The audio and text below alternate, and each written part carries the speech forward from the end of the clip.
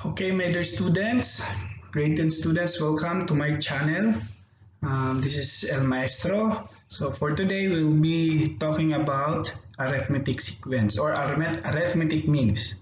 Okay, so make it sure na tapos na magtanaw sa inyong arithmetic sequence, okay, na video para mas masabtan natin eh. Okay, let's proceed. So first, we will know what is arithmetic means. So the term between given terms of an arithmetic sequence are called arithmetic means. Meaning, ang mga term nga naa sa tunga sa inyong series o sa inyong sequence, ang tawag sila is arithmetic mean. Let's say for example, okay, insert arithmetic mean between 15 and negative 19. So meaning, mag-insert daw kag mga number sa tunga sa imong series, okay, or sa imong arithmetic sequence na 15 and 19. Okay? So meaning, in this case, ang atong i-insert isa lang kabuok. So between 15 and 19. So, unsaon nato na? So sa kaniyang case, we all know that we need to have this formula. Okay? So A sub n is equal to A sub 1 plus n minus 1 times D. Okay? So ayaw kalimutan nga formula. Okay? Unsang given? 15. Unsa man ning 15? That is the first term. Okay, A sub 1. And 9, negative, that is the last term or the third term. Normally, pag naa na siya sa tumoy class, last term na siya. Okay? Or, since mabilang pa man nato siya nga ang negative 9 ikatulo, so that is the third term. Okay? So, we need the common difference D. We know unsaon na pag-solve. Okay? Difference between sa duha ka number sa imong sequence. The problem here is wala tay D because walay nagsunod din na. Kasi blanco ang nana sa tunga. Okay? So, we will use the formula to solve for D. Okay? So, ang atong buhatong class is we will solve for D by using this formula. Kung makita ninyo na A sub 3 din na. Meaning, since given man na nga number ang A sub 3 which is negative 9, mao na atong gamiton. Okay? Kani siya. Because that is negative 9. Di ba? And also, we have A sub 1. Okay. So, n.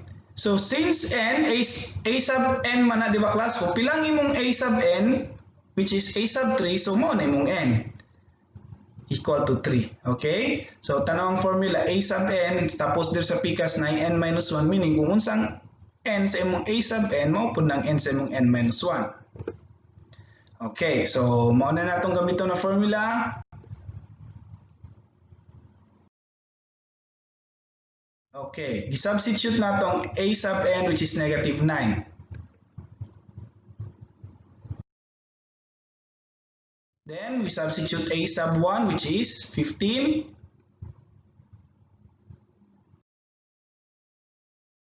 And we substitute n, that is 3. Okay. So atong isolve, 3 minus 1 is equal to 2. So nahimo siyang 2D. We transpose 15. Okay? Kasi kailangan natin isolve ang B man. Okay? So dapat si D lang yun ang mapikas mabilin sa isa ka side. So transpose si 15, may siyang negative 15. So negative 9 minus 15, that is equal to negative 24. So para mawala si 2 diya kay D, para si D ra gyud atong ma-solve, we divide both sides by 2. Okay, so divide both sides by 2. So may mo siyang 24 divided by 2, negative, and 2D divided by 2. Then that makes 2 divided by 2 cancelled out, or that is 2 divided by 2 is equal to 1. So ang mabilin, si D na lang. Okay? And 24 divided by 2, that is equal to negative 12, or D is equal to 12. So class, this time na-solve na nato ang D, which is negative 12. We all know, pag naanatay difference, ma-solve na nato ang atong sequence.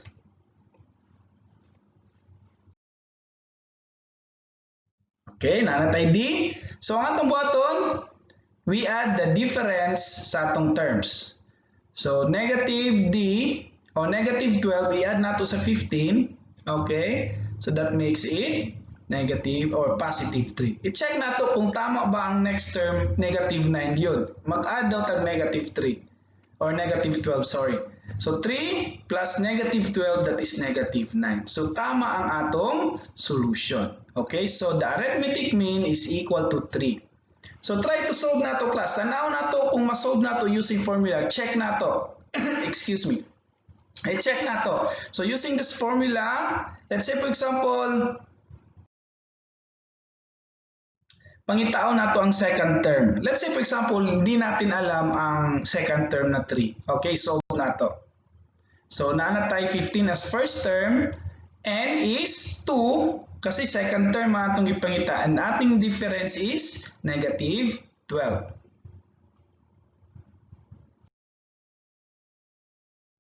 Okay, so solve. So that is 2 minus 1 times negative 12. So that is negative 2 minus 1 is 1 times negative 12.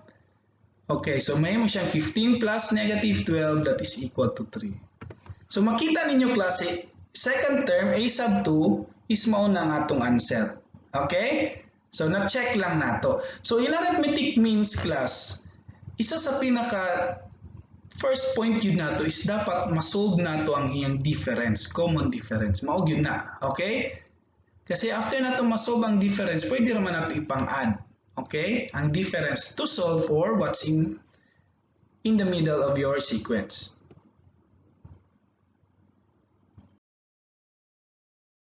We'll have another example. Ingon niya diri. Guess what is between these numbers to make the sequence arithmetic sequence. Okay? So, in this time class, naatay tulo ka buok na arithmetic means. So, pangitaon nato ng tulo nga naa sa tunga. Okay? So, again, let's find out what are given. Okay? Unsay mga ginghatag diha. So, we have negative 35 as our first term. Okay? And we have negative 335. Ikapila na nga term? Ang negative 335. Let's count. So 1, 2, 3, 4, 5. So ika-5 or ika-5th nga term. Okay? And again, wala tay common difference because ingon sa definition is the constant difference between two terms in sequence. But we don't have that in our problem. So, isolve nato na. Okay? So, isolve nato na and we have n is equal to 5. Use this formula. Memorize this one. A sub n is equal to a sub 1 plus n minus 1 close and open parenthesis times d. So, solve for d. Gamito nato ang atong a sub 5, okay, as last term sa atong pag-solve. Okay? Para ma-solve nato si d. So, ingana lang na siya, class. Then, substitute, negative 335 is equal to negative 35 plus 5 minus d. 5 minus 1 times d. Pilang 5 minus 1 is 4. Then, transpose na po si negative 35 kasi kailangan si d lang ang nasa isa ka equation sa PCAS para ma-solve natin si d. So, negative 35 transpose to the other side, may mong positive 35. So, that is negative 335 plus 35 is equal to 4d. So, negative 335 plus 35, that is negative 300. So, to eliminate or to isolate d, you divide both sides by 4. So, may siyang negative 300 over 4. Negative, that is, okay, 4d over 4. So, 4 divided by 4, that is 1. So, d na lang mabilin. So, 300 negative divided by 4, that is negative 75. So, na-solve na nato ang atong common difference na negative 75. So, ma-solve na nato ang atong arithmetic means. Or you have it, d is equal to negative 75. So, ipuli na nato sa atong given ang atong d.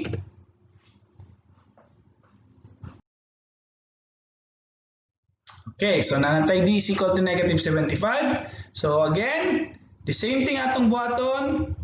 We add up negative 75 sa mga terms.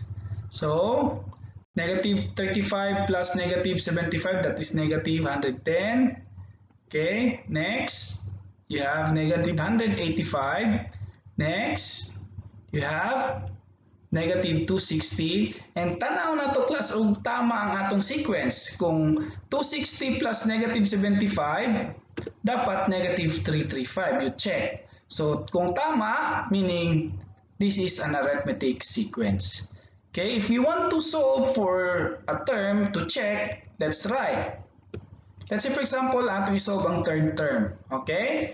So we need negative 35 as first term, then n 3, and d is negative 75. Tanaw na to kung tama nga itong third term ha na negative 185. So 3 minus 1, that is 2, okay, times negative 75. That is negative 150. So negative 150 o negative 35 gi-add. Okay, so our third term is negative 185. Okay, tanawa. Pareho lang sila. So, meaning ang atong answer sa pagkuha sa arithmetic means tama siya. Okay. Another one. Oh, kani. So, medyo ubay-ubay. So, what is the given? Or what are given? So, first term na 6. Excuse. So, and the last term or kapila ng term ang 66. Let's count. 1, 2, 3, 4, 5, 6, 7. So, that is 7th term. Okay. And again, we don't have D. And N is equal to 7. So, for D, using this formula, solve for D. So, again, gigamit nato si last term nga 7th term para ma-solve si D. Substitute. So, 66 is equal to 6 plus 7, meaning the 7th term minus 1 times D. 7 minus 1 is 6. Again, transpose si 6. So, 66 transpose ang 6, so minus 6 is equal to 6D. Again, isolate D by, okay, so 66 minus 6 is 60 is equal to 60. Isolate D by dividing both sides by 6.